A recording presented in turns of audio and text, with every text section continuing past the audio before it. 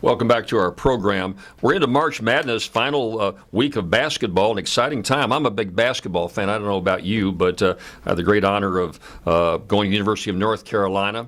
Coach Dean Smith, the legendary coach, I think still the winningest coach in all of basketball, recruited me back in 1958 to come to Carolina. Went to Carolina, roomed and had my meals with some of the great stars up there. Larry Brown, who been an NBA coach for a long, long time. Doug Moe, head of Nike America, and some great players up there. Didn't play that well. I wasn't going to be a superstar in North Carolina, so I ended up running track in North Carolina. But I love basketball, follow the ACC. I go up to their tournaments every year, follow LSU and the teams in the Southeast Conference. I'm a big basketball fan, follow teams all over the country.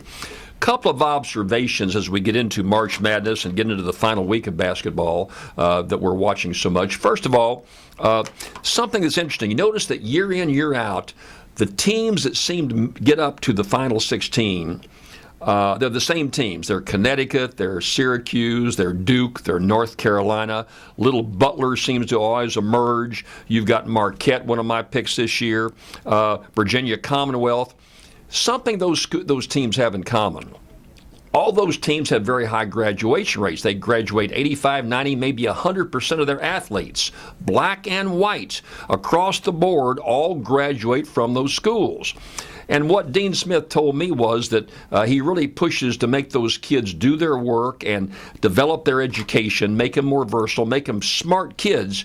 He says a smart player is a better player.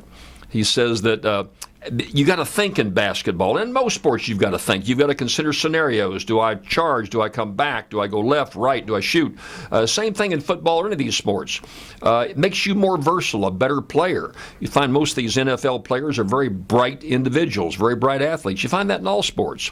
But interesting enough that some schools take the attitude, let's just get the real young superstar, and we don't care whether he graduates or not, and they end up maybe making the Final Four occasionally. So often they don't. So one point I find is brighter kids, or the kids that do get through their education, are disciplined, are given tutors where they work with them, they come out a lot better, number one.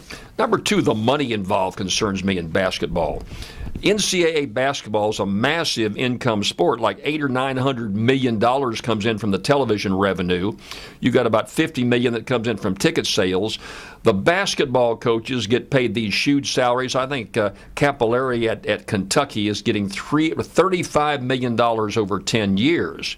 That's $3.5 million a year. A number of coaches make $2 and $3 million a year in these programs. So everybody's making big bucks. The college is making bucks. Everybody's making big bucks except the kids. They don't pay these kids anything. Give them the basic scholarship, room and board, and that's it. They don't get anything else. Well, the problem is these athletes not only spend a lot of time on the field, often they get injured, they've got to rehabilitate several hours a day, and it's just not very much time to carry on an extra job, so they got no spending money.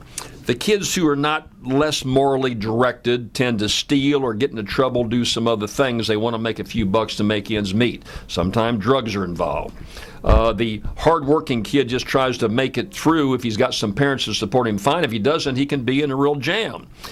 No money coming in. I see nothing wrong with giving these college kids $250, $300 a month just to carry on the basic expenses so they could do just a few common sense things in carrying on the campus. I'll give you my example.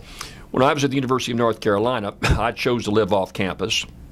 They gave me some expense money that is more restricted today. I got $75 a month for laundry money. Well, back in 1958, $75 is the equivalent of about $250 today. So I had that come in. Look, I washed my own clothes myself. I didn't spend that on laundry. So that was a little income I had coming in. I got a little break on the books and a few other things they gave me that got me together $125 a month maybe back then, which is about $300 today. I could take my date out out for a hamburger. I could fill my old beat-up Volkswagen, I didn't have for the first 2 years, but I got a car my junior year, could fill that up with some gas. Just kind of live a normal, basic life and still carry on my responsibilities as a scholarship athlete. So I think, these kids are looked on as gladiators who are there for performing for us at these schools. Least you can do is give them a little money to balance off their expenses. I think that makes common sense. I wrote about it this week, by the way, in my column, which you can see on the website right here now. If you're watching this online on some other venue, go to my website at JimBrownUSA.com. That's my thought on the Final Four. Go Tar Heels, but whoever you're cheering for, I think we ought to do more for these kids than we're doing right now. I'll be right back.